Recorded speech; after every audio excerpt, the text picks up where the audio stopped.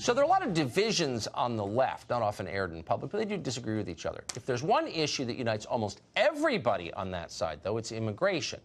And the principle they've united behind is that anybody from anywhere on the globe should be allowed to come into the United States, no questions asked. And if you don't believe that, pay attention. For example, look at the theater surrounding the recent migrant caravan. All of this for a group of people, a lot of whom are mothers and children, who pose no imminent threat. The President of the United States has decided that a couple of thousand scared, sick, people fleeing violence are a bigger threat to the United States than ISIS. Guess what, Ben? It's in our laws that people are allowed to come to our borders and ask for asylum. So this is a new thing. It seems like they've always had this view, but no. Many in the left used to be skeptical of mass immigration, partly for economic reasons, because it undermined the wages of workers. But there were others, many others, who had environmental concerns, too, about letting a lot more people into the country. Phil Cafaro is the author of How Many is Too Many? The Progressive Argument to Reducing Immigration into the United States, and he joins us tonight. Mr. Cafaro, thank you very much for coming on. Having you is the result of a long nationwide search to find someone with your views, because I remember so well as a kid that Democrats were really concerned, some were, liberals, about overpopulation and the effects on the natural environment, and I always kind of agreed with that. Tell me your concerns about mass immigration and its effect on the environment. Well, Tucker, I'm not sure I'm the last liberal in the country who's concerned about immigration-driven population growth, but we are a minority among environmentalists. I'll give you that. Yeah. So I see, like, the Sierra Club, which used to care about the Sierras. Huge fire breaks out in the Sierras last summer, started inadvertently by an illegal immigrant, or the degradation of marijuana farming in Northern California, which really does poison the soil. And they say literally nothing because their concern for open borders overrides their concern for the environment. What is that about?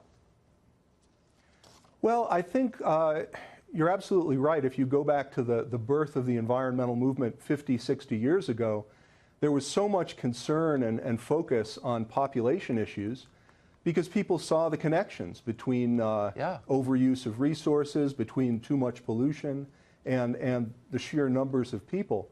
And environmentalists used to talk about that. I think what happened between then and now is back then most of our population growth was coming from the number of children we were having, Native Americans.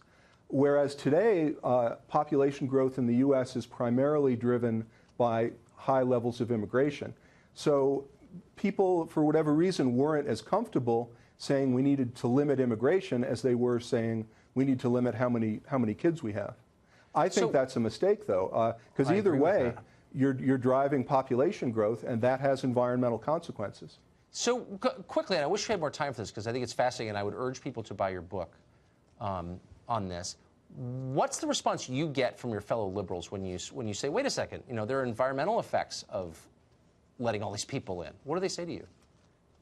Well, mostly what I get are people who, most people say, well, I didn't realize that. I hadn't thought about that. Because as you say, environmentalists have stopped talking about it. But the responses really run the gamut from, how long have you been a racist to, oh, thank you so much for talking about that. I've been thinking that myself, and I'm just not comfortable talking about it. Exactly. So it's an interesting thing to talk and write about because you do get such a wide range of responses. Yeah, I mean, spend a week in a crowded, dirty country, and you'll find out you don't want to live in a place like that, I think. Phil Cafaro, thank you very much for your positions and for explaining them to us. Thanks for having me, Tucker. I appreciate it.